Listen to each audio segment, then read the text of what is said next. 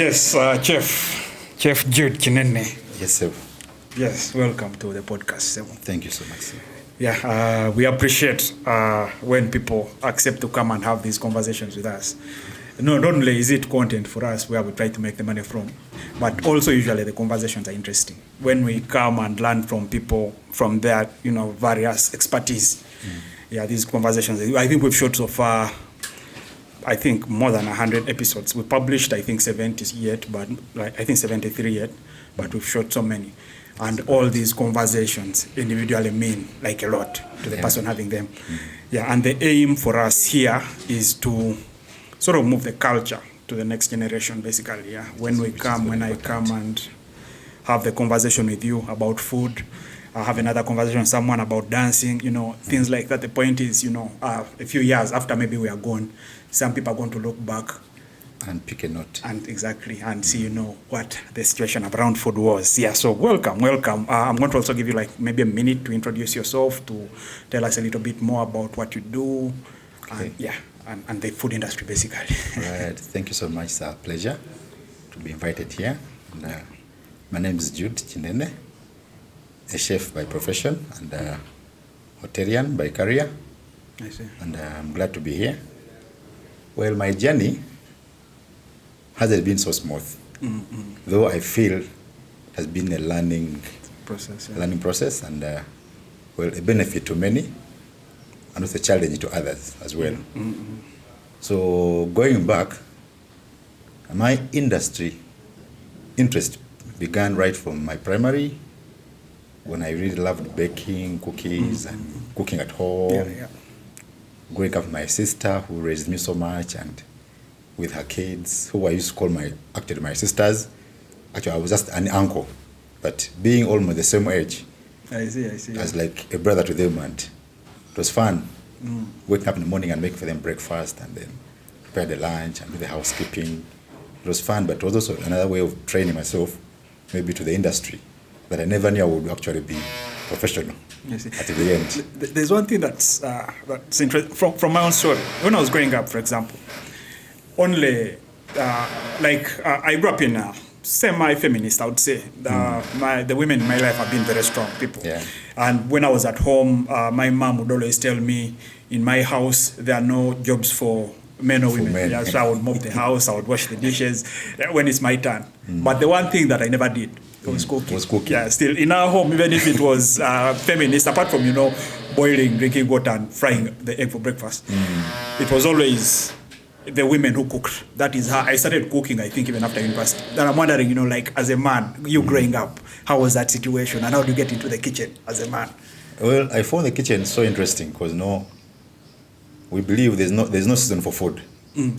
So whether you're rich or poor, you must eat. True. Whether you have the money or not. So there's always something to eat. Whether you have it or not, you will search around. So I found myself being in the industry so fast because of the food availability, one. And then also the ways I was brought up. I was given responsibility of raising my siblings, who are also my nieces, but also my siblings. So it was actually very much fun.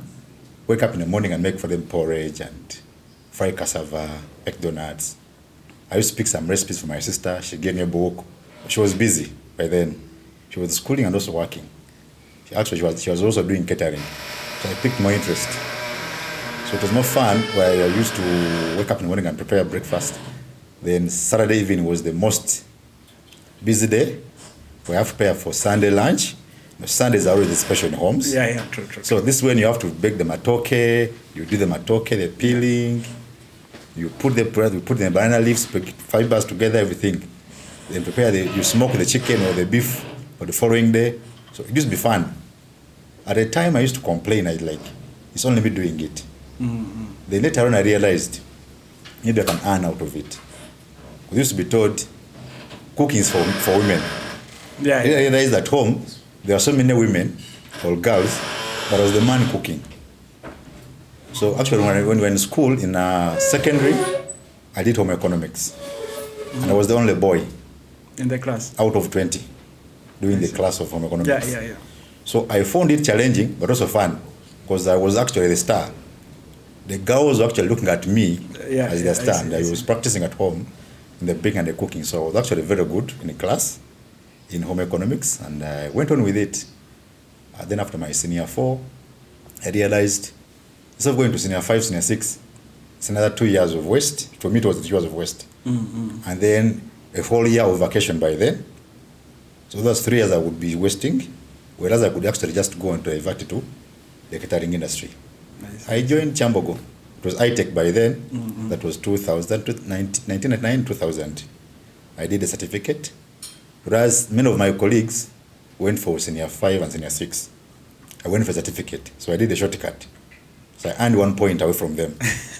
Later on, then Chambogo turned into a university. I joined diploma, still in catering, and I excelled. I believe I excelled because I was still a star in my class. But then I used to do training in Nile Hotel, and I was also having my brother's restaurant I was running in Mokono. Then I also be in class by 4. So it was quite challenging to be in the training in the morning, run to class at 4, leave class by 6, then rush to Mokono to the restaurant. Yeah, I see. So it was quite challenging, but it was another way to walk through. I was just running around my hurdles, and I benefited. Then I was called upon, come and work in a hotel as a waiter. I refused. I said, no, I want to be a chef. That's my interest, not to be a waiter. Find the same industry, but different professions. The job I want, yeah. So I refused. I went home, slept, offered a job in Colin Hotel.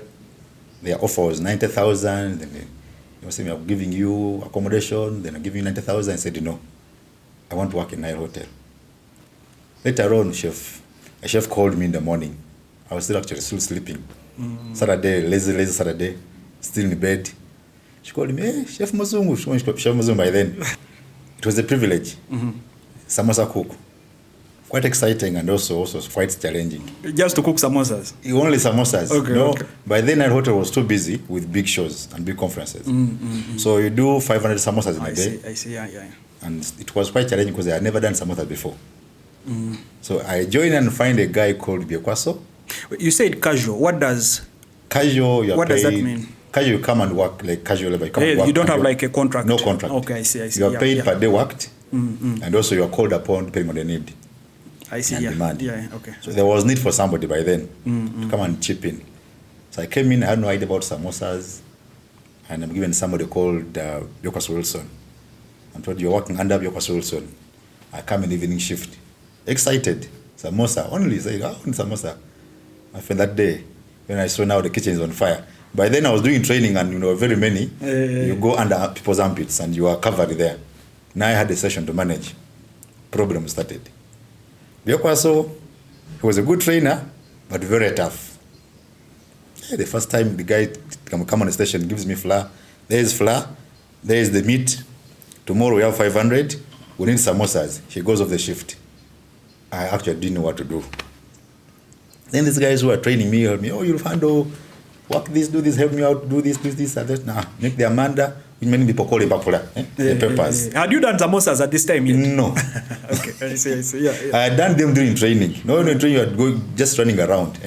You're confused with everything. You want to learn everything in one day, and you cannot actually. So now I have a session to run, and it's like, I meet Biokwaso. He takes me through what to do, and it goes off shift. I stay in the kitchen until 2 a.m. I had only done 30 samosas. All in pieces. They had holes. So actually I don't know what to do. Now in the morning when I come, they wanted samosas for 500 people. There was a conference. There was nothing. When I came in the morning, he also came in the morning. The guy abused me thoroughly. I even cried that day. But then it was also learning way. So I was okay. I'll learn the hard way. I learned with time I became so good in samosas. Then later on, when Serena came to take over Nile Hotel, it's another opportunity for me to grow. A privilege now. Serena comes in, and on 2004, that's when Serena comes in on 14th February. We had called it a doomsday. It was the fate to know whether I was still going on with Serena I see. or you're being sent home. Oh, you're being let On go. Valentine's Day. And you're still a casual worker at this time? Yes. I see. Okay. I was still a casual worker, but I was coming daily. Yeah. And the chef who had come in, Chef Ashton, had liked me. He'd come from Nairobi, Serena. He had liked because I was still young and energetic. Yeah. Wait, how did the Samosa Saga get resolved? I had to learn the hard way. Samosa Saga came in the morning and there was nothing. They decided to go Chef with Peace was mad, but no, I was still a trainee. Yeah. So I was helped out. I see. So many people, come, let's make samosas because the conference had to go on and they needed bites. Yeah. So people were called in and we did what we could do. And with time I learned. I began doing full day, morning until evening, so I could learn better. I became so perfect in samosa. So when the contract came on, Serena came on, we were given contracts after. I was still given a contract of a samosa cook. I said, okay, even an ID. Now I have 2 IDs. Samosa cook on Nile Hotel and samosa cook Serena. So imagine I was very proud, samosa cook. Yeah. I took it on and I fought my battles. My chef loved me so much. He helped me out, trained me on this, and used to guide me through. Actually, when I learned samosa, I said, now you need to go to breakfast. Breakfast, I had no idea what to do at night. These guys come the night and they just leave you and when I tell you, they gave me a list of what to cook for breakfast. And they went home. Now you said you only know samosa. I knew samosas only. Yeah. So, giving me a list of what to do, not even a menu, but just a list. Cut pineapples, cut watermelon, go cook the eggs, do this. So it's like, now there's the steward, by then it was called Makabala. I later joined as a cook. Helped me, because I was working night as a steward. So now, my guy, you're going to do like this. Do this at this time, do that at this time, until when I learned something. So by 6, I had something for breakfast. Not so perfect, but there's still something. At least I had gambled through. So they came in the morning, they just turned chapter, and everything was okay. I still learned that way. I see. Quick question though. What is the role here? How does the role of the cook differ from the role of the chef at like a place like Serena or Nile Hotel? Well, the chef is more of being a leader. Okay, it's more of a management position. Yes. Being a chef is not easy. See, anybody can cook, but not anybody can be a chef. I see. But the challenge you find today, everybody that puts on that uniform calls himself a chef. I see. And we, the ordinary people, we go calling them chef. Yeah. I was also full. For you, when you have your big hotel or small hotel there, or restaurant, you go looking for a chef. And here you may get a steward, who is a kitchen helper, or you may get a cook, who can cook so well. But no, being a chef, there's some quality that goes along with it. Okay, so there is a steward as well, who's like a different position from a cook. Yes, who we call a kitchen helper, ordinarily, but we prefer calling them stewards. Some people call them cleaners. Wait, I see. Yeah, So, but cleaners find it more of demoralizing somebody. Yeah, true. I see what you So we prefer calling them stewards because they are kitchen helpers. And with time, there's the guys who become good cooks tomorrow, the following day. I see. So being a chef has some challenges along with it, which many people don't understand at the end of the day. They think whoever puts on a uniform becomes the chef. Yeah. And these guys, we go around town looking for jobs as chefs. But then it goes along with it, some qualities. If you find someone at 40, at 50, at 60, still cooking. And then you'll complain when one is being promoted as a chef or a sous chef or chef de partie because they have grades. Then the colleagues being left behind after cooking for 15 years, 20 years, and still a cook. So, again, since I don't know a lot about the lingo, yes, the sous chef in this case is who? The sous chef is, maybe you can say, commander. Okay. A commander. Well, I know chef de partie is probably the one who cooks at parties. Not really. This is the chef of a station. Okay. Chef of a department. I see. That's how you call them, chef de partie in French. French, yeah. Yes, but it's the chef of a department because in the kitchen you have different departments. Yeah. Because we have garde-manger, where we make salads and cold food. Actually, it's supposed to be cold room. So it's garde-manger, so make colds there. Then we have got butchery, where we deal with our meats, anything to do with meat, fish, and everything, raw. Then we also have entremetier, where we do our entries, our soups, and our starches. We have bakery. I'm sure bakery is now very common. Yeah. Then you have pastry as well. Oh, pastries and bakeries are different? They are different. Okay. They usually merge together in the same area, but see, bakery is hot. because it has an oven and it's baking. I see. But when it comes to pastry, they are doing desserts, which are cold. I see. So Okay. usually a bakery feeds pastry, because first you bake the cakes, and you do the finishing in the pastry. The pastry, I see. So when you come to the buffet, find a cold buffet of desserts. But actually it was from bakery to pastry, and then it goes out. So these are all stations, which may call departments in the kitchen. I see. Okay, so now Serena has come, and you have 2 IDs. Now I have 2 IDs. Yeah. An opportunity. For me, I was still young and energetic. I was only 24 by then. Right now I'm 41. So Yeah, I see. I was still 24 by then. I'm very energetic. Yeah. So Serena comes and we go on, move 1 year. And then when it closes after 1 year, there was a choice. Who remains behind and who goes home to come back after reopening. Because Serena closed for 1 year. for 1 year, 1.5 years. Oh, what was it? To renovate? For reconstruction. Oh, okay. Renovation. I see. The whole building of Nile Hotel was broken down, skeleton. Oh, yeah, I remember now. I think that meant, yeah. And by that time, we had 3 categories of people. We had those who remained on job, on payment. We had those who were told to go home and were given their benefits, retirement. And another category of people who remained on a job but at home. And they're told when we open again, it will be automatic come back. Yeah, I see. So we had 3 categories of people. So I was lucky among the 26 that remained On job. on a job. So what were you guys doing at this point if there was no hotel? When the hotel was closed, it was a problem now. We had to clear the whole kitchen, clear the whole hotel to different areas. What was to be sold off and what will be kept for the next reopening. I see. So we had 2 containers. So the kitchen, we dealt with our tables, our machines that could be reused, and much of it was sold off actually to other hotels. It was sold off and people bought them to their smaller hotels. So in that period now, we used to be very hungry. There was no kitchen by then. Kitchen is closed. We had to eat food. So we used to go by UBC, there's a restaurant there. So we used to go and eat there. Sometimes the money was not there. We used to eat G-nuts. Across Nile Hotel, there was a small lady who was selling G-nuts, njugu. So we used to go there with 100 shillings or 200, 500. You go and buy G-nuts for your lunch. You survive. We had a mango tree there. We used to survive. We used to climb that mango tree to survive. There was a mango tree in the middle of town. It is still there until now. Just by the maintenance. Though there are 2 mango trees that we survived on by then. And if you don't climb, you would stay hungry. Even the chef himself had to climb that mango tree by then. It was tough. So when you're a chef, the food is free because you're in the kitchen. It's not free because there's a cost. Okay. But you find a way of surviving without interfering with the cost of the clients. I see. Okay, yeah. So you find a way of surviving at the end of the day. Yeah. But by then the kitchen was closed, gas was off, power was cut off because they're doing reconstruction. So they were trying to put up everything and we had to clear.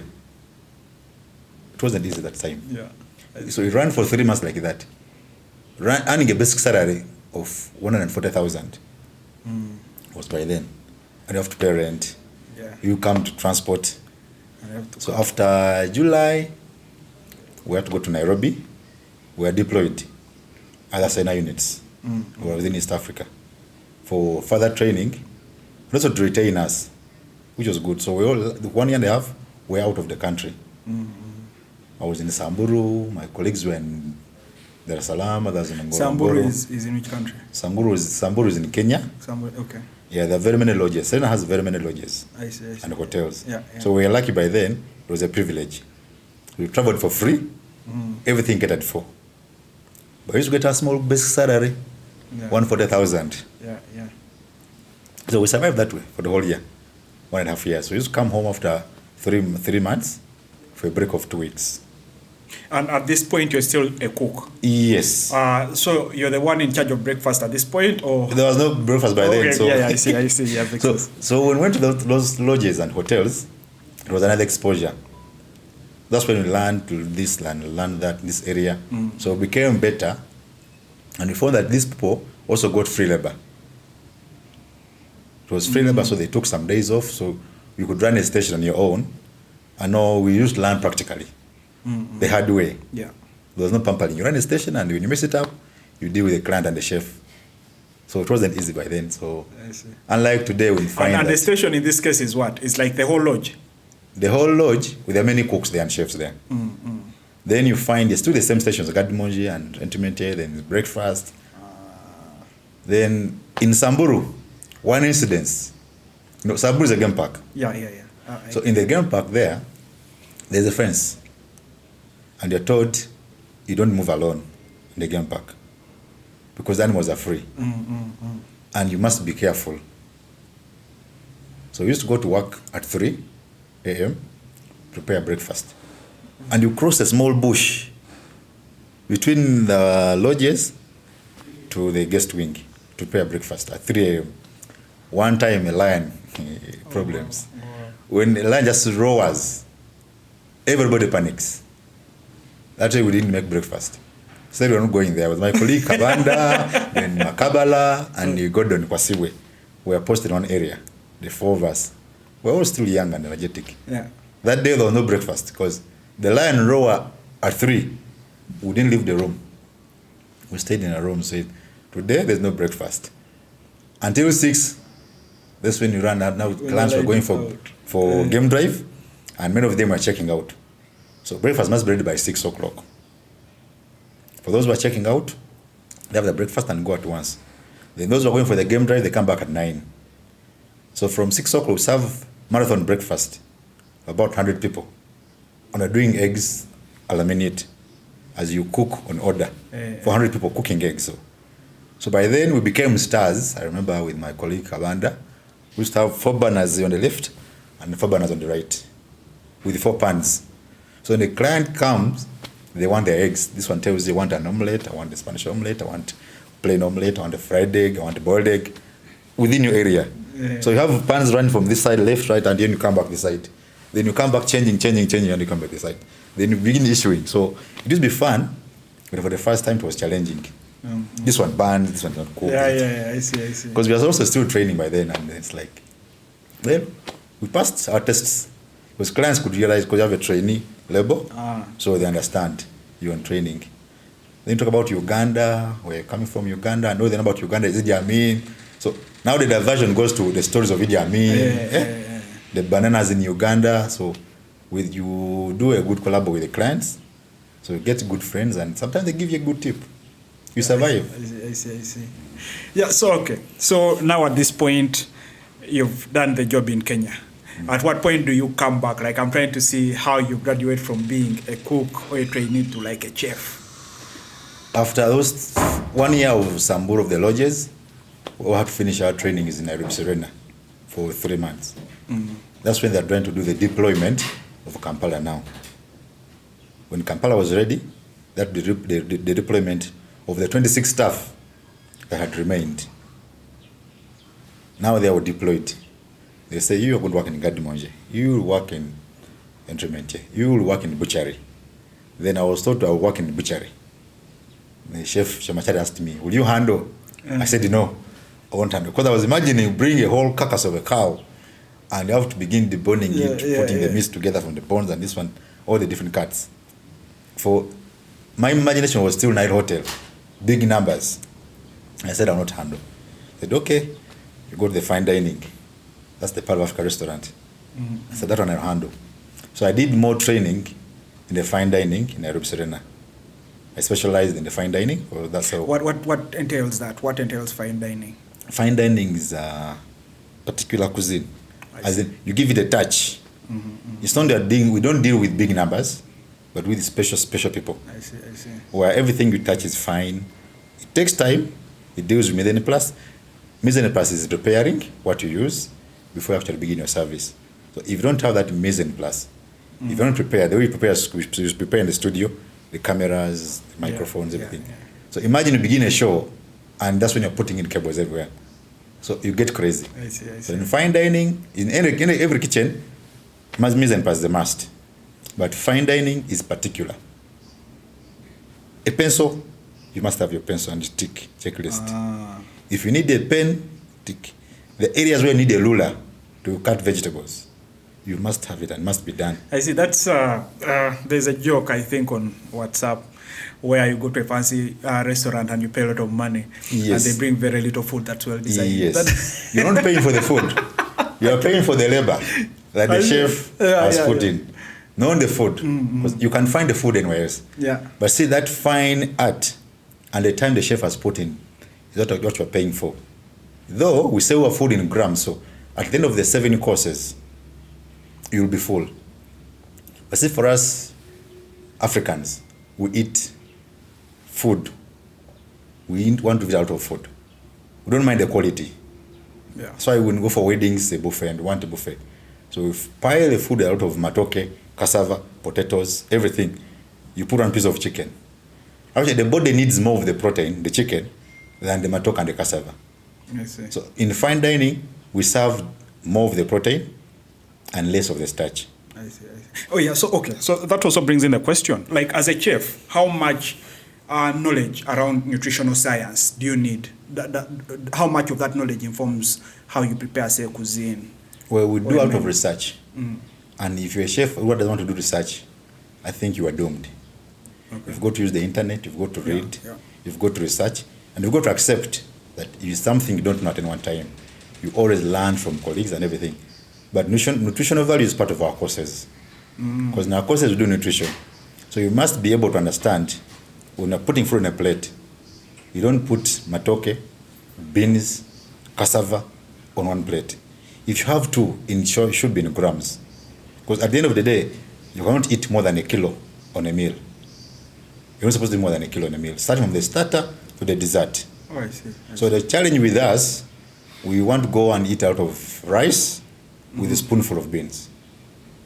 We're not supposed to be eating out of beans with less of the rice. So, okay, let me also interrupt you a little bit. I think about maybe 2015, I went with a good friend of mine to Amsterdam. And we had, I think, 9 courses. The meal was so long. And the meal was so expensive. So this restaurant we went to was known because I think there's a rating for restaurants or chefs or something. So it was one of those very highly rated fancy places that, obviously I wouldn't go to if I was paying my own money. But it was so expensive. Each meal was 400 euros. Yeah, that is like how expensive it was. But also it had too much wine with it. By the time I think it reached the fifth you were already cut off. Yeah, I was tired. I was just tired. I didn't see the difference. Again, up to now, I still wonder what you're paying for. Yeah, what the value there was. Exactly, what the value there was. Yeah, but explain to me this cost thing. Yeah, so I know dessert, and I know a starter while they're cooking, right? Yeah. So usually, even like basic restaurants you go to, they'll give you some bread and some stuff to start, or like maybe chicken wings or whatever. They give you a starter. Then they give you the food you've ordered, and then if you want, they can give you some ice cream as dessert. Yeah, but explain to me, like, if it's a multiple course meal, what entails that? Well, this food is portioned in grams. Because at the end of the day, the chef will make sure your food equals to at least 1 kilo if you really a glutton. You can eat so much. Yeah. But you see, when there's what we call Amuse-Bouche in fine dining, with actually a compliment from the chef, which is free. But it's not free. Of course. Because at the end of the total bill, it will be costed. But see, that Amuse-Bouche is a compliment from the chef. It is actually showing you how creative a chef is, what you expect. So if I give you something like Amuse-Bouche and give you as roasted cassava, it means the chef is not creative at all. So if your first meal is roasted cassava, then you know what to expect next. I see. So it must be something that's very small, fancy, and a single bite. That is free. Then look at a starter. Starters may go for some that maybe 100 grams of the lettuce and the salad. But you may think it is too small, but know what comes along with it. At the end, you have to be full. Because you are taking the wine as well for every course. Then there's an entry. There's another small meat or fish. Oh, I see. Entry is different from starter. Yes. Because the entry will come after the starter. Then after the entry, will come in the soup, which is now warm. But in most cases, when starter is cold, the entry may be warm, then the soup will also be warm. Or depending on the weather and the season. Right now, Uganda is hot. Yeah. So we don't expect to give you a hot soup at lunchtime. If a chef is very creative and innovative, you master the seasons. So you make your menu depending on the season. What is in season and how you also balance the weather. Because this weather, if gives somebody very hot soup at lunchtime, they'll begin sweating before they even have the main course. You eat while you're sweating, you undress, you begin complaining, there's no AC. Yeah. So we try to balance. We give you a cold starter, we give you a cold soup, but very delicious, and then we prepare for the main course. I see. So when you use words like innovation and creativity, so what we do here also, we tend to call ourselves creative and innovative. But I've never thought of that in terms of like food, cooking food, basically, yeah. Well, you see, food remains food everywhere I go. That's what And chicken will always remain chicken. Yeah. The difference comes in how do I present my chicken today and tomorrow. The same chicken, different style. That's when the chef should be working there. That's when the chef's brain comes in. That's the difference between a chef and a cook on the plate. Because anybody will be able to cook. Then how do you put that chicken on the plate? I see. What add do I put? Is it just the art, or is it also the food that complements that chicken? The complements, but also the art. Because cooking is an art. And also science, because we also deal with nutrition. You must know your clients whether they have health complications. So I advise them. That's why it's very important when you're making your orders. It's good to call a chef. Not the chef to showcase. So you as a client, you feel more comfortable giving your order to the chef. Because you are sure you give up to detail. Because if you have any allergies, you don't mention the chef. Sometimes you mention the waiter and they forget. Not because they want. They are having so many orders and they forget this client does not take coriander or this client does not take garlic. So in the moment you don't mention that, I may cook my food and put some garlic and you have some allergies. You may be allergic to garlic. So it is important to mention if you go out to the restaurant, if any allergy that you have. If you don't eat onions, you mention. If you don't eat coriander, or which means call dania, you have to mention. If you don't mention and you assume, you may be in problems. Because we have different recipes over the same dishes. So it's good you mention that maybe I'm allergic to coriander, I'm allergic to onions. Then the whole kitchen has to be aware. When this client comes here, please don't put onions. I see. And you have your meal the way you want it. I see. So the other question, when I say again food, for me, unless I'm eating it, most of how I consume like information around food is those reality series where I have like a chef critiquing someone's way of cooking or like someone's like end product.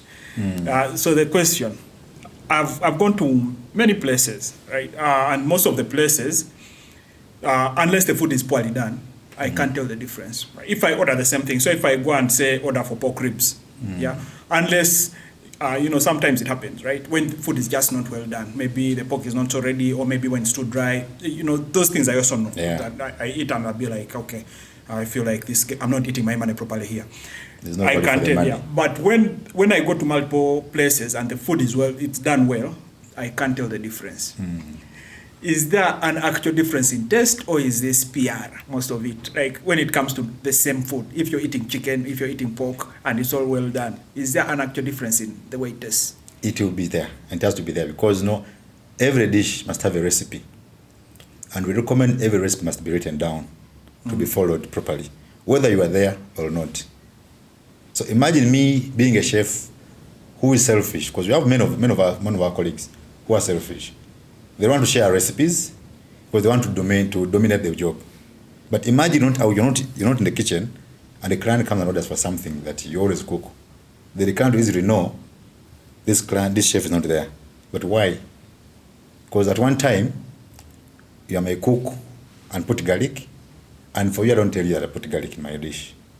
If you come and cook the same dish, it will be different. You may have the same presentation, but the taste will be different. Because the recipe is not shared. It's not documented. I see. So the recipes have to be documented and displayed. Not in my laptop, because that's being selfish. So usually the team I work with in most cases, I share as much as I can. Because my trainer told me, Chef Ashton told me actually, when you share, you leave more space in your memory to add as well.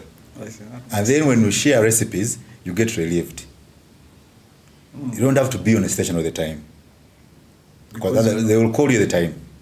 One instance was in Serena, we have the Italian restaurant, the Explorer Bristol. And by then, actually, we were only 2 guys running the whole restaurant. 2 people running the restaurant.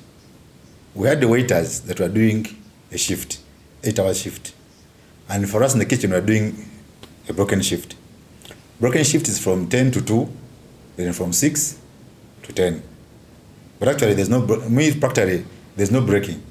Because you still come in at 8 o'clock to prepare. Then the restaurant opens at midday. And you're on shift. Then at 2 when the colleagues are going home, you are told as per your timetable you're on a break. But if a client comes at 3, they'll still look for you. You still have to serve them. So that broken shift really used to give me a hard time.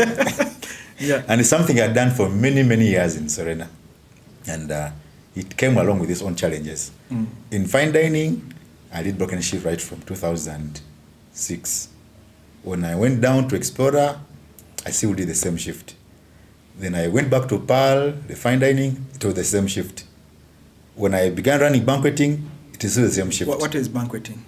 Banqueting is also a department in the kitchen that we put that deals with functions. Okay, yeah. Basically functions. Like catering, what we call catering. Yes. Yeah. Okay. So it also deals with the planning, running up and down. So implying if you have a conference, there are T's, AMTs, which mean tea breaks. Many people call them breakfast in a conference. Then you've got to prepare the lunch. Then you've got to prepare the PMTs, the evening teas. Then this conference will be having a dinner at the end. So it is still the same shift, the same people I see. running all that. Yeah. So imagine if you're not there and things go wrong, you'll still be responsible. That doesn't mean you don't have to rest. So me, I always find my ways of working out. I would find my personal time at the end of the day. So I used to believe in my team, and they believed in me. So we work together if it's time for work. And okay, so part of that is also that you're able to share your recipe, so you don't have to worry a lot. You don't have to be there for time. But now here is a question, right? And I'm going to compare again to what we do here, right? So we are in video production and all that, but also part of what we hold dear is our processes, right? So if we have a way, say, we have a way we shoot music videos, yeah? But we want that way to be secret because we want our videos to come out unique. What we believe is if we share our process of shooting videos with other people, then people who are not us are going to come up with videos that people could watch and mistake for hours, right? Yeah. So for you, with your recipe, isn't this the same problem you're having? If you're sharing your recipe with other people, aren't you worried that if I come to, say, Serena, and it's Chef Jude serving me, I eat, then I leave Serena, I go to Chisasi Hotel, yeah, and one of the employees from long time ago has your recipe, and then they cook the food, except, this is not Serena, so it will be cheaper. Aren't you worried that people are going to steal your... As for me, I'll be proud, because I know the trend is moving on. Okay. Whoever is there will be proud of me that maybe I shared this and I was open. That's a good way to So think about it. being selfish in our industry cuts along with you. You die with the recipes, and you are gone. I see. There's no chain. So I tell my colleagues in most cases, move like a snail, slow but sure, and always leave a mark, so you can be remembered for what you've done. Is there no concept of like copyright in cooking? And is there a way you can trademark or like you can protect the creativity around inventing a new way to, say, cook chicken? Well, that's what we call now creativity, innovation. Where you invent, where there are recipes that are strictly for Serena, but you cannot stop you from doing them somewhere else, because stuff will always come and go. I see. And see, in that way, I believe we improve our industry. My passion is to see my industry grow so well and become better than what it is. The only challenge we get is many people join the industry when they have no interest. They fail, and then the parents told you, go and do catering. So it was branded like, when you fail your senior 4, senior 6, you go and try catering, or you go and try nursing. So you would find that doctors, you cannot fail and then go into medicine. I see. You must pass. Yeah. So we got a challenge in our industry that people assumed it's just a walkover. Yeah, it's a place for failures, basically. And today we're trying to change that, where you must meet some standards. You must meet some standards as well. You just can't be into bump into our industry, because there are people who will spoil it tomorrow. Because it's not about cooking. Yeah. Also, there's the standards. The clean as you go, the working standards, the environment, chopping boards, goes along. So imagine somebody who failed biology or somebody who failed mathematics running a kitchen. You failed in food cost. Because food cost is mathematics. Mm-hmm. And food cost is the kitchen. That's what makes money. You must know if I buy tomatoes at 2,000 a kilo, I must sell them at 3,000 or 10,000, taxes inclusive. Mm-hmm. So a chef who has not done the food costing, who failed mathematics, I see what you mean. they won't even understand. Okay. So they think when you buy tomatoes, just peel and throw into the pan. But you must know how much have I put here. And I challenge my colleagues when I'm working actually. I tell them, if you phone your wife cutting the onions the way you're cutting it, would you be happy? And they say no. So imagine you peel a potato and you are done just peeling potatoes. No, you put potatoes at home. You are peeling money to the dustbin. So I tell them, okay, get a kilo of potatoes, weigh it first, peel it, weigh the potato and the peeling. How much money have you lost here? So you try to guide them so that you can understand. Put it to monetary terms, everything that goes into the dustbin, which you call money in the bin. Because it's a food cost killer. So why is everything in French? What are French people? Are they the best cooks in the world? Yeah, actually, they're not the best cooks, but see, this profession began in French, in France. Okay, that makes sense. So these guys, they found they can make a profession out of it. They could earn a living out of it. So they began making money out of it. You find the guy who first put in a chef's hat, the long the way it is, it has a meaning. So we don't put it on because it is there. It's the Pope of chefs. It's not. It's not the Pope. You see, the guy who first made that hat, it has curves, and the first hat had 100 curves, with a purpose. Okay. This guy could make eggs in 100 styles. It was the meaning of it. Oh, I see. Wow. Okay.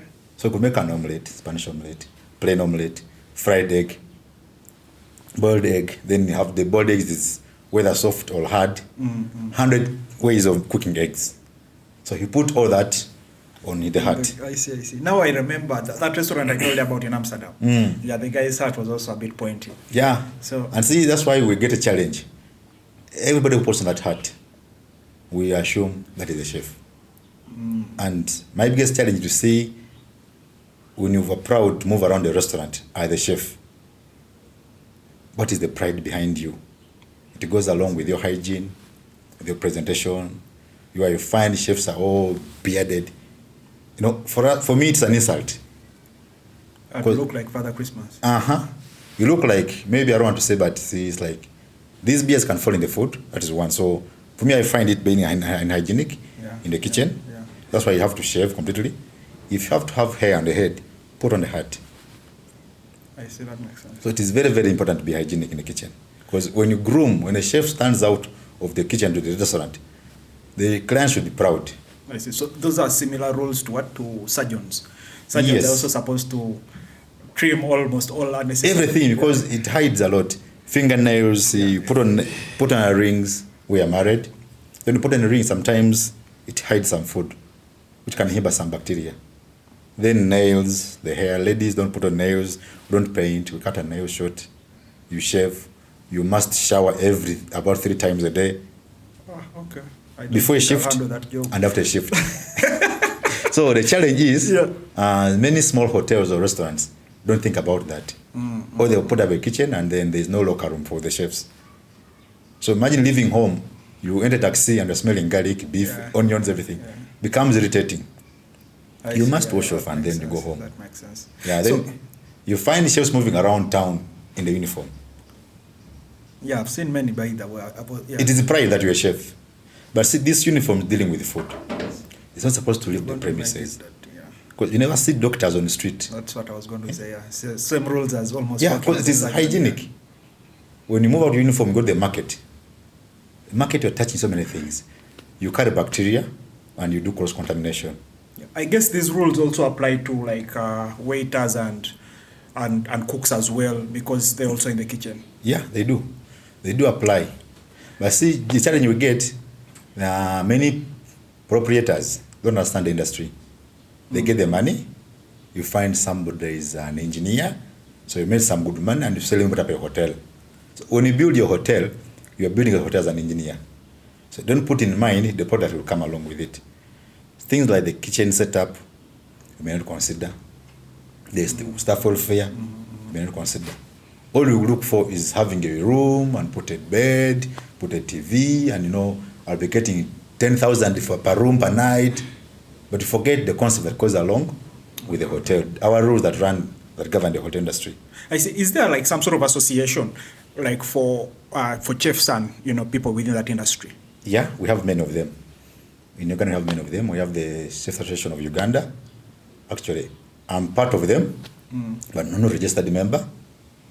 Okay. I'm not a registered member. How does that work? But I'm part of them.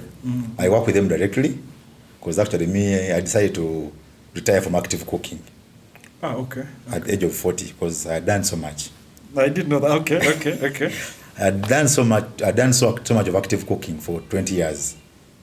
And I felt I was blocking young people from growing. Yeah. So when you are there in power, I want people to move along with you. Tell them you grow tomorrow, you can be a chef there, but you're still blocking their step. I see. So what are you doing now that is not active cooking? Today, I'm a consultant.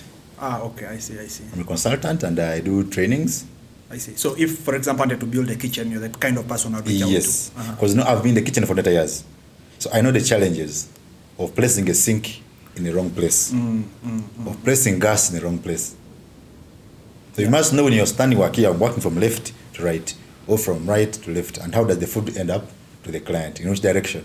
I see. Many of us build and then we don't put that into consideration.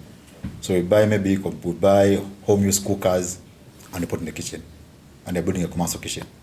The result will be challenging. Productivity will be delayed. Because you buy the wrong machines for the wrong job. I see. And do you also move this kind of consultancy to people who are building their own homes? It's very good because I also do that in some homes. Because many people who appreciate our industry would like to have a beautiful home with a beautiful kitchen. My kitchen is beautiful at home. Yeah, I would imagine. Because you place what you need for the perfect output. Yeah.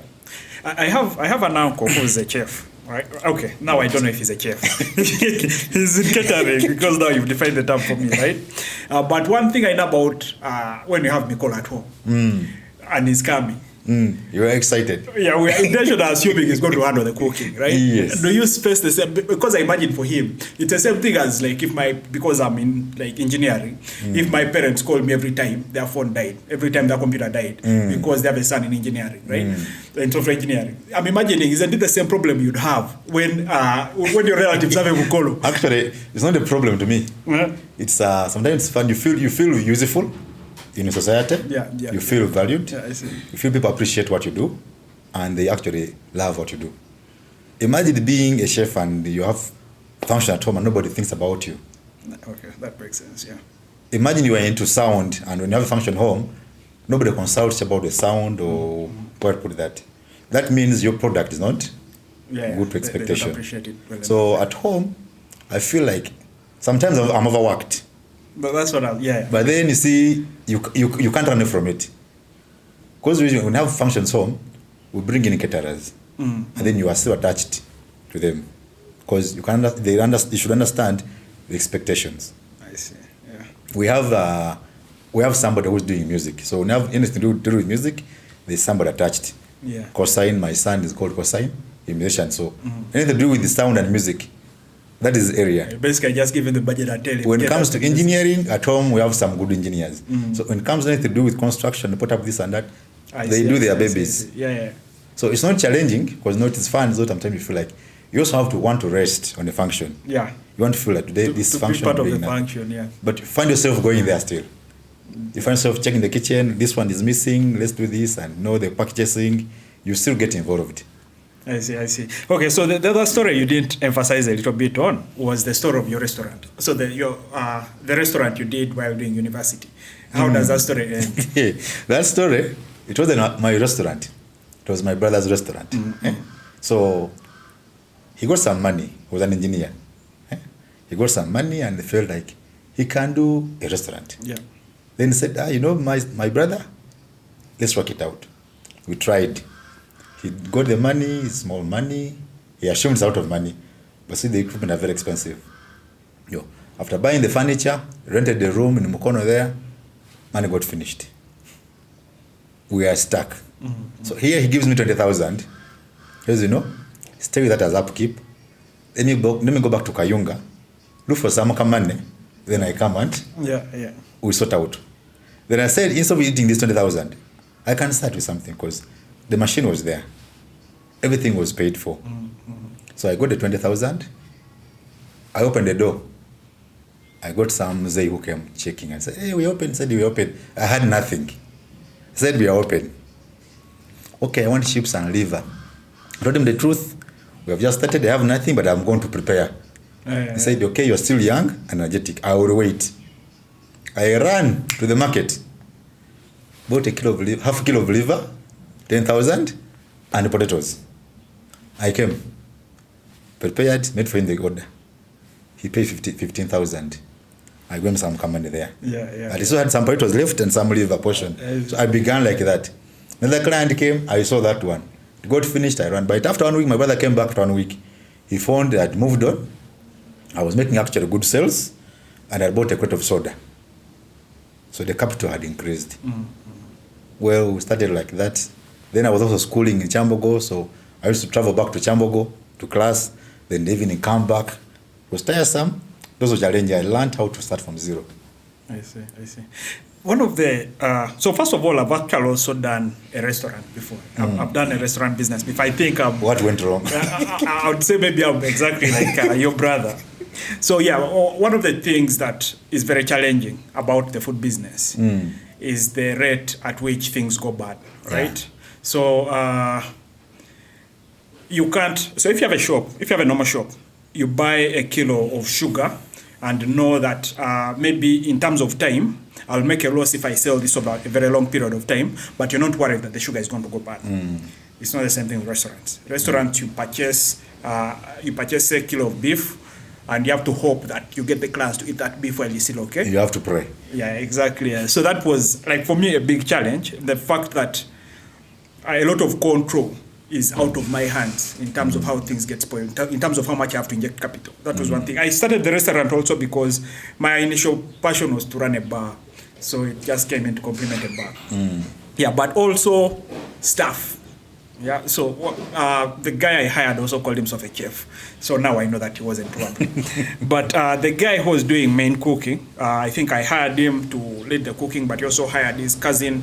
It was his department. So he had his cousin or sister. Okay, I'm not sure. But his relative to help him with the cooking. Yeah, to help him with the cooking.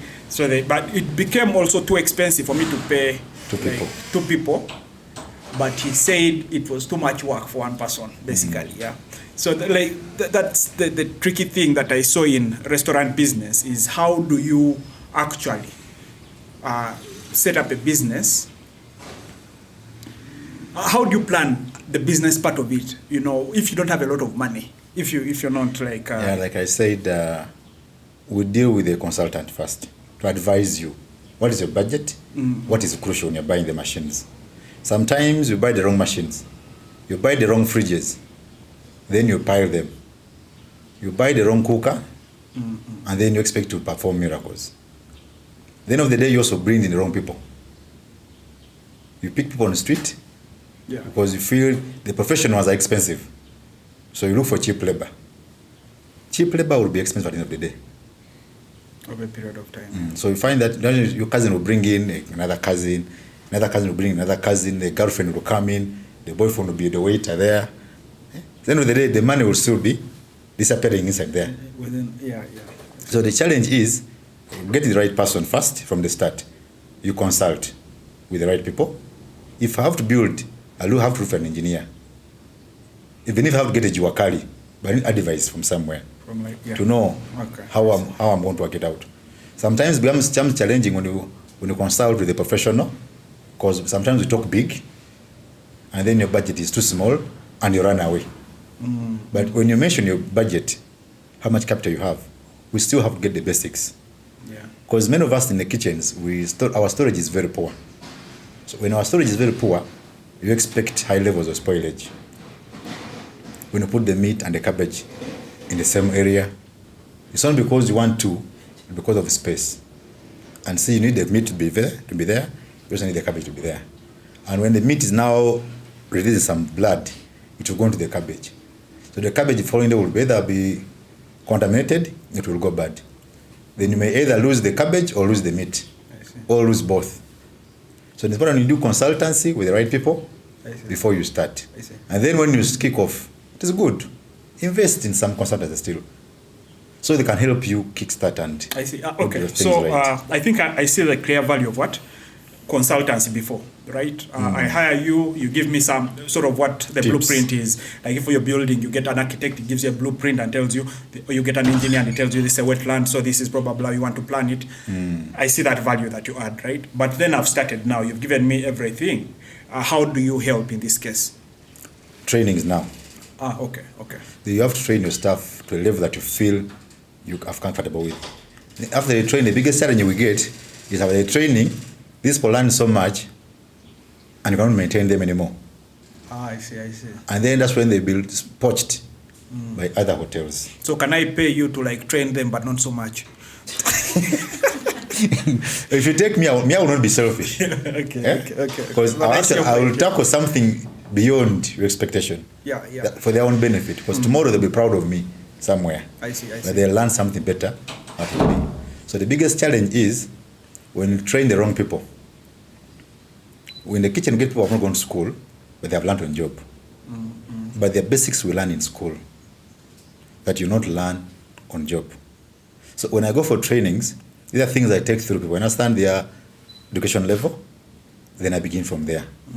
I see. But now sometimes you get trainers and they come and do maybe customer care, like that is common in many hotels.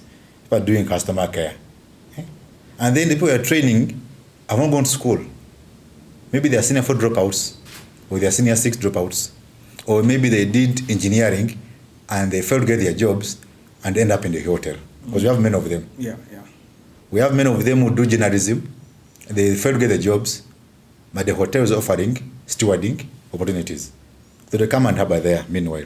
So these are people you are training with no knowledge about the industry. And then you have to begin slowly. And they look for opportunities. I see. Also, so most of the examples you're giving appear to be someone who has a big scale budget, right? I'll tell you that business I've done after I failed to do a restaurant was street food.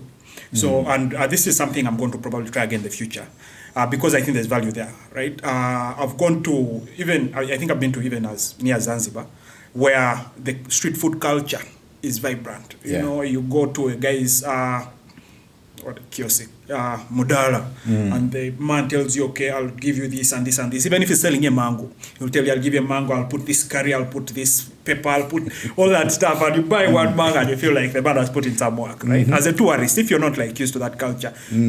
But here, tourists never eat out of street food. Okay, it's very, very rare because first of all, it looks... Our hygiene. It doesn't, it's not enticing at all hygienically. People try to push the Rolex, I think even the tourism board involved itself trying to push the Rolex as sort of the Ugandan street food.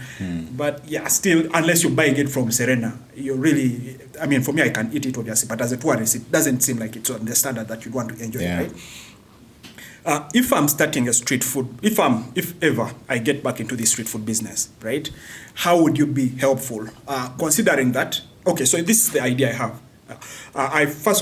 Before I've done a kiosk one, right, where it's street food. We wanted to focus a lot on like basic fish, chicken, and chips. Sausages. Yeah, we didn't actually have sausages. We wanted to bring mostly deep fried fish, deep fried fish, deep fried chicken, and chips for most people who want. But the idea was if we get enough client base, we franchise. So we move the same kiosk branding from, say, it started in Chiwatule. From Chiwatule, we move it maybe to Nalia, so, if people are used to the same one brand, we offer quality stuff if it's franchised.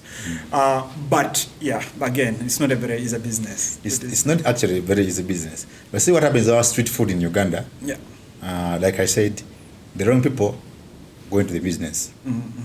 Someone has maybe failed to do something.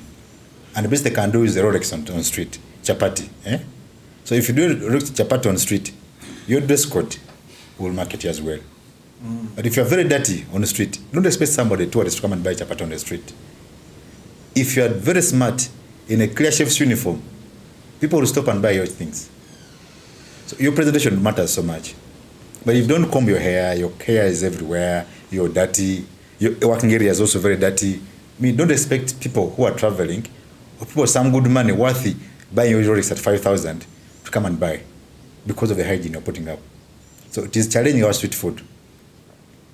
So first, let's look at our hygiene in the industry. It doesn't matter whether you have gone to school or not. Respect the industry. Because when it comes, for example, if you go to the medics, the industry is very organized. Yeah. You cannot find somebody in that area who hasn't gone to school. At least minimum certificate in nursing. I agree, yeah. So, even in a small clinic, you usually would find, Yes, and it must be clean. They have put their levels. So it is our challenge now to put up our levels as well and appreciate. Our industry is so welcoming that anybody can come and join. As long as you get to 50,000 capital, you buy a segiri and you can start your chips on the road. But then your hygiene determines so much about you. Then the taste will come later. I see. Do you have like an idea in mind about how such an image can be improved? Yes. We just have to talk to people, motivate them. Because personally, I'm doing one. I'm putting up a place. Okay. I know I'm dreaming big, but now I have to start small. Yeah. Then I look at the environment I'm working in and the people around me, my expectation of the clients. But see now, people on the street, our street food is working more in the night. People assume it's dark, so they don't mind about your hygiene. People are cooking food in slippers, doing rice and breaking the eggs and throwing the shells on the ground. See, our environment is still very dirty. I see. First of all, maybe the councils can help us. And I know KCCA once tried to force everyone to wear at least aprons. Yeah. I don't know if they're still doing that. But they have tried, but see, they also give up because these are people running these own businesses. People doing the KCCA have these small. I see. So, okay. Imagine you going to tell your boy, run away from theirs there, and the guy working for you. So you find that they divert. Yeah, that makes sense. So you find this place, they're very dirty, and it's inconveniencing to stop by the road and buy something. So you end up going to restaurants. But this food is very good because it's fresh. These guys have no fridges. I see. Everything they're cooking is fresh. Yeah. No, there's time I used to eat my food in a window. You leave the hotel and you go to a window to have lunch. Because their food there is not from the fridge. Yeah, everything. Be the potato is fresh from the market, from the garden to the market to the plate. The meat from the butcher to the plate. Unlike hotels where there's storage, there's what we call aging in the meats, where the meat is kept longer and becomes tender, where before you think it's gone, it has overstayed. That's the best meat. Oh, I didn't know that. When the meat ages, it becomes tender. Then you want to go to the butcher and then cut here. And when you're buying the meat, there's what we call the law of the jungle. They close at the bone, they shoot at the meat. Yeah. And I give an example, you can never find a lion chasing an elephant. Because it has too much meat. Yeah, it has too much meat and is tired. So it will go for small animals like the antelopes. Where the meat is soft to close the bone and it's working out. Because the thicker the muscle, the tougher it becomes. I see. Yeah, especially in the slaughter, it resists death. So when it is resisting death, it will stiffen. So when these animals are stiffened, and then you come and you cook, the meat will be tough. That's when many butchers have what we call the aging room, where it is hung there for a week in a chiller or two, then the muscles relax. I see. Then when you buy that meat, it will be good. Oh, wow, I didn't know that. Yeah. That's why you realize the meat we buy from the butcher is different from the meat we buy from the supermarkets. Yeah. The supermarket is quite expensive, but it's a quality meat. It is tender, and it's the right cut for the right purpose. Yeah, I see. That's so my woman at home was convincing me that the meat in Carrefour, which I didn't see value in buying expensive meat, obviously, but she was convincing me that it's killed differently. Yeah. But I think maybe it's just aged now. I have to go and tell her that I know the secret in Carrefour. See, even the way these animals are slaughtered really matters so much. Okay. See, for example, sorry to say, but see the way that we slaughter the pigs, was harsh by then. It was by the axe on the head. Bah! That's not the right way to do it. See now, animals are, so you're going to slaughter, but they're taken slowly. A simple death, slow death. Where the animals have to be fed right, so you can get the right meat. But the challenge we get for us here, we look for the old animals in the farm, is what we slaughter. We don't rearing for meat, for the beef. We are rearing, and when it is tired, we slaughter that one. When it is sick, we slaughter. So we have the wrong items on market. The meat has to be tough. Especially during the drought season, when animals walk so much, looking for water. By the time they come back, they're tired. But if you look at zero grazing, when animal, you bring the grass there, you bring the water there, you bring the salt. This animal will grow fat, and relax with no stress. So the meat also be relaxed. I see, yeah. So those are small challenges we also find in our marketing as well. So running a kitchen begins right from the supplier, right from the farmer, having the right product from the right farm. I see. And as a chef, you're the one who decides where to purchase this specific kind of meat, or do you just have deals with people? No, sometimes not just deciding, but you must be involved. Okay. Because you are the end user. Fine, we look at the price. Yeah.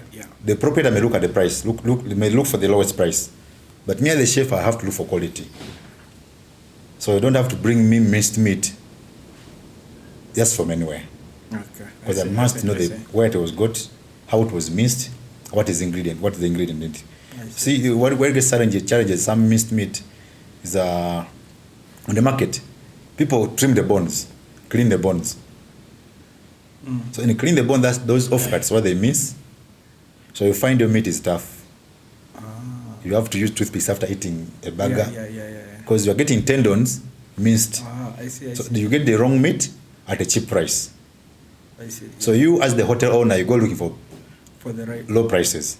Okay. But the chef will go looking for quality. The right chef will go looking for quality. I see. If you get the wrong chef, we also look for deals, supplier, my commission before you buy. I see. So end of the day, it affects your business. If you have to buy the eggs, where do you get the eggs from? It's very important. So usually we do a survey on our farms and our suppliers. And that survey usually it is abrupt. Okay. It is important you do an abrupt survey of your supplier.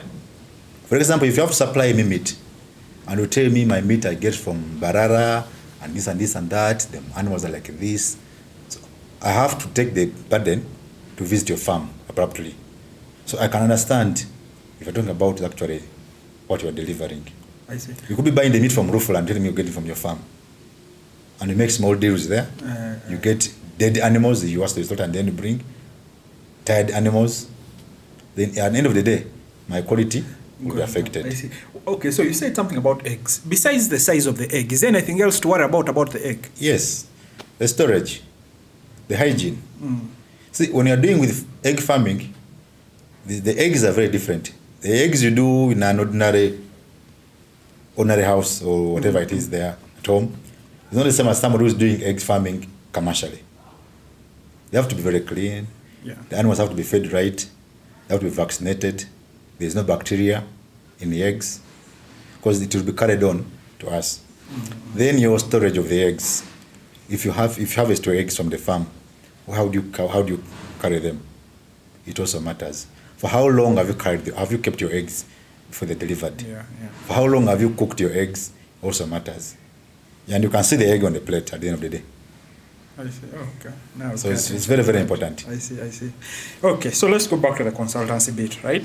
So for me, a person wants to start, say, maybe one way chain of street food kiosks. Am I also the right kind of client who would come to consult with you for something like that? Yeah, you can still discuss because, for example, if I give an example of a store of chapati, you must know how you're going to run your business. See, there are many doing the same business and you're getting into the same business. So what will be the difference? Yeah. You have to make a difference. Those small technical issues is what we discuss. I see. You must know how many chapatis you get in a packet, and how much are you going to put in. What are you going to add value to make it different from the others? And also maybe around equipment. Do you know the right equipment? Then the customer care also comes in. Because you find that street food is very funny. You find somebody very busy, and the next person has nothing. Their box is full of chips, but nobody is buying. And as mine is, I have a queue. Because maybe I talk to people, I give them something complimentary or something bonus. You work like Indians. The Indians, when they're doing business, they earn something small, but selling numbers. And for you want to gain so much at once. So you find that you sell one Rolex and I'll sell 3. But me, my Rolex, I'll put extra onion, maybe extra tomato. But as for you, you're trying to be mean to the client. So you sell 1, I sell 3. Where you get 200 shillings from 1, I may get 100 from 1. But I sell 3. So I get 300, whereas I've gotten 100. But you're using quality. Yeah, so it's very important to run a business. So you as chapati owner, I'll give an example. You must know a packet of flour is 6,000, for example. You know how many grams am I going to make for chapati? How much oil am I going to put in? How much salt? How much flour? How much eggs do I need? If you understand, then you can know how much money you are making out of it. You don't have to be there. Just give the guy capital, 1 carton of flour, try expect 400 chapatis. You go home. For you know the size, each chapati roll will be 150 grams. So it makes 100 to affect your clients. Because they say chapatis are small and the others are big. I see. Then you can understand where something is wrong. I see. So a person would want to contact you. How do they do that, for example? Like, do I have to personally know you because I know Eddie? Do you have an office somewhere? Well, at the moment, I have a small company. That is Kinju. Kinju. Yes, Kinju is Jude Kinene. It's Kinene Jude, so it is Kinju. Yeah. Kinju Investment. We're doing consultancy. And we're also putting up a hotel, small hotel, small motel in my village, Kangurumira, with my wife, and we are doing so. We have struggled. Actually, it's during COVID that we realized we can survive. So consultancy, we are doing so well. We've done some small but good hotels. I think they are also pushing well. And we never give up on them. I see. We always go back and check on them to see the progress. If there are so you have challenges. like a portfolio of like hotels you. Yeah. Oh, nice. Oh yeah. And again, how would people need to call you by phone, or do people know you? Those who need you, they know where to find you. There is always a way of getting to know somebody. I see. I didn't know you, but I know now. True. It's always through somebody. Okay. Because people who advertise themselves in most cases are the wrong people. That's a good. If you look at the way adverts run, these people are the wrong people. The right people will never advertise. Yeah. You always find them by technical know-who. Yeah. Who knows you and what they have done for you, and then you can I did this, so also helped me, those will go there with reference. Yeah, okay, so 2 questions now, 2 almost last questions. One is, have you considered doing a training, like a training school kind of thing? Because it seems like training is a big part of what you offer as a consultant. Yeah, it is in plan, and we've started. Though we feel like our small motel we're trying to put up could be our center. That was that, yeah. Yes. I see. Then later on, I've also been running to the Crested Crane. I help them out sometimes when there's need. And I feel my passion is to see them become better. And I feel proud when I find my students, at least the ones I trained at the hotel in Serena, and I find them somewhere, I get proud that at least I have a hand in somebody. Yeah, so to double down on that question, a part of what we do here, I keep reminding you, we are in the business of content creation, and where we think the next, I don't know the English word, but the next playing field for content is the internet, right? And the internet has all kinds of people, and these people consume all kinds of content. But part of what is mostly consumed on the internet is content around food, right? Yeah. So I'm wondering, is there room for partnership here where we come and maybe record your trainings or record your chef thing. You cooking a cuisine, those funny cuisines that have like one. Yeah, the art. The art. No, I'll also be very grateful. Yeah. But see, it happens when you're prepared. And so when you have premises that require actually have the basics, then you can push for whatever you can go on. Because for me, training is very important. Yeah. With the training, you can change anybody into somebody. From somewhere to somewhere else. Because it's very important. So I want me to use my small motel as a base. Right now, my office is mobile. It's one-on-one. It's technical know-who. But I think I'm not doing so bad. And when I look at the place I've touched, I feel proud. I either go there the customer, or I can pass by and say yes. Yeah, I see. Maybe they know you, so they change that. Like when Chef Jude is coming. See, in most cases, if you don't document your trainings, people will change. They will divert because no chefs come and go. And see, every chef wants to be proud of their product. So if I go into a new place, I never want to change their products, so just like that. You have got to graduate to change a product. I see. You do the training and advantages and mise en place. You can do this in the same style, but it can be easier and do it that way. So the producers can decide end of the day. Because I won't be there forever to do it for them. Yeah, true. But help them out on how to do in a simpler way, but more presentable manner. Yeah, no, that makes sense. Yeah, also, like one of the advantages of what I'm trying to propose to you is not only do you reach like many people, like if you did one training with maybe at the motel with the first round of say employees, right? There's a big advantage that when we record that and publish it on YouTube, a lot of people are going to watch it. But also this is like a commodity you have that can be sold as itself. You don't have to, that same training you've done once is something maybe you can offer for subscription only that people who are interested, because like this conversation now, it's very interesting for me. I'm going to share with a lot of people who I know are in your industry. And I see that, they're going to be thinking about now some of those things, I know I have a friend who's obviously not like this, who comes to visit in his chef attire. So now I'm going to, whenever he comes, I'll be referencing how he's making other people's food dirty by. but like some of the wisdom things you've hinted on here that are valuable. The beauty about recording and sharing this as a recorded video or, a form of digital media is you do it once and distribute it forever. Pass it on to many people. Exactly, yeah. Because I actually did some TV shows and they have run, and I also have my copies. So I feel like many people share. No, people call you. Yeah. We've seen you on TV. Yeah. Say, even the advert runs. Don't miss on Sunday morning. Don't miss on Sunday morning. This and this and this and that. So like people begin calling you. We're seeing an advert. So you prepare yourself also to watch yourself on TV and not.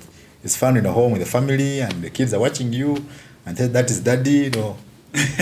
Many people are scared of knowing that what they do. They never show their children how they get their money. But I think it's also very wrong. Because they must know how you get your money, how you hustle. Yeah.